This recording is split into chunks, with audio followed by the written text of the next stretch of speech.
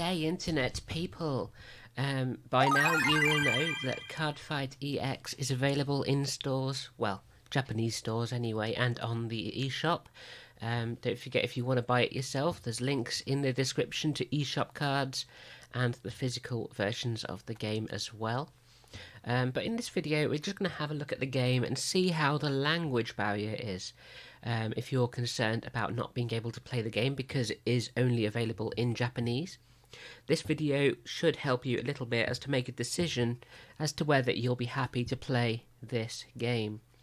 So, jumping in, the title screen looks like that, so obviously that's fairly straightforward.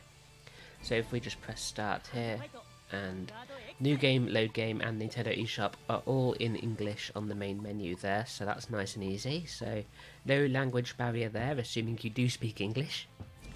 So let's load the saved game, and that takes us to the main menu. The first time you play, you won't see this menu, it will just drop you straight into the storyline. But once you've got through that and you play the game again, you will get to this when you start the game up. And the first thing you notice is that there's lots of English. Every main option on this menu has it in English alongside the Japanese. So you've got your main story mode, the fight mode, which basically lets you do online and offline fights, as well as fighting against the CPU for the opponents you've unlocked. The deck editor is again fairly straightforward. That lets you build your decks and tweak. The card shop lets you go to the shops, buy your booster packs, buy your sleeves, etc. Fighter's note is interesting. So this section, in case you're not clear, let's just get past that, lets you change your fighter, your nickname, your message, degree change. I'm not sure what degree is. I'm guessing that's probably like a slogan or something. Okay, these are things you can unlock to say how good you are or what your rank is, I suppose. And you can change your online playmats. Obviously I don't have another one there yet, but as you can see, again, all of this has English options. Down in the bottom left you can see the rating, your degree and your message, so I'm guessing you can just type a message in there and type in a nickname, which is pretty useful. I'm guessing I haven't unlocked any further fighters yet. Oh, okay. I've got Aichi, Tetsu, Asuka. Okay, well, I'm going to go with this guy because obviously I'm using Great Nature at the moment in the game. So that's nice and easy to change your fighter. That's not difficult at all. So let's come out of the fighter's note. Collection lets you look at your card collection. This is actually my first time jumping into here as well. But again, card, sleeve, playmat, character, loads of English in the menus.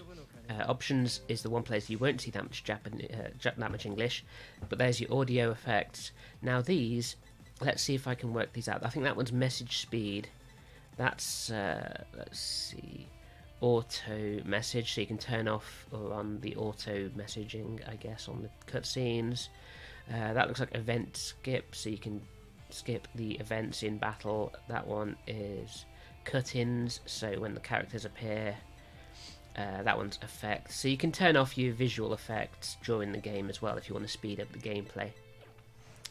And tutorial will all be in Japanese, but again, the tutorial's fairly easy to work out. So again, if we jump into the fight section here, you've got World Fight, which is online, Local Fight, which is local multiplayer, Free Fight, which I guess would be, that's the one where you can fight against people you've beaten in the game itself, so you choose your deck.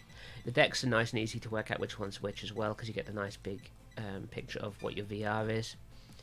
And yeah, then you got your opponents when you've unlocked them in the story mode that you can replay and earn some grindy VP to buy packs with. So Ned Fighter's Log is your history of online battling and stuff, I guess. These are my online battles and who I beat. So that guy was using a trial deck, that guy was using an Azel Platina deck, so that's pretty cool. I don't know how many of those it actually logs for you. Jumping over to the story mode, this is where you're most likely to come into a language barrier, because obviously the story mode, the characters do speak all in Japanese. However, it's quite easy to work out what's going on the map. You've got main fights, which progress the storyline, marked as main. Shops are marked as shop. Free fights, which don't progress the storyline, are marked as free. So that's nice and easy. You can see down in the bottom your VP and CP is really easy to understand as well. And if we just jump into one of the shops, there's actually 3 shops and they all sell slightly different things. But again, buy pack, buy trial deck, buy sleeve, buy playmat, Nintendo eShop. It really, really is super easy. So you look at your packs, and there's your sets. You see they cost 300 VP each. And if you want to buy a pack, you literally just press A, choose the pack you want, or you can press Y to basically buy as many as you can afford, and then you press X to do that, and then you press Y to confirm. So that's nice and easy as well. Let's just buy one pack just so you can see. So you do that, that puts one pack in your inventory, then you press Y, choose yes to say yes, I'll buy that, and then it'll open the pack up and you can look at what you've got in the pack, which is nice and easy. So I'm guessing we won't get anything good.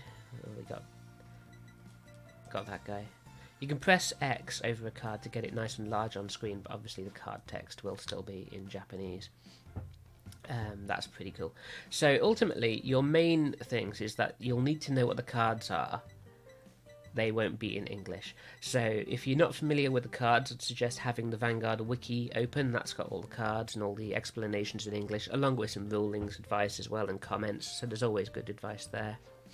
And yeah, the actual storyline, you might decide to just skip it like I've been doing, or you might decide to watch it and see if you can pick up what you can. But I don't think that if you just want to play the game, the language is not going to be much of a barrier. Let's just jump into a fight, and I'll show you how a fight works as well for the language barrier. So we come in, they talk to you in Japanese for a bit. You know who you're fighting, it's Miwa, you know he'll be using Nova Grapplers, probably a hero build. Then you get to choose which deck you want to use. Again, fairly straightforward. I'm just going to use my Great Nature because it's the only deck I've got finished at the moment.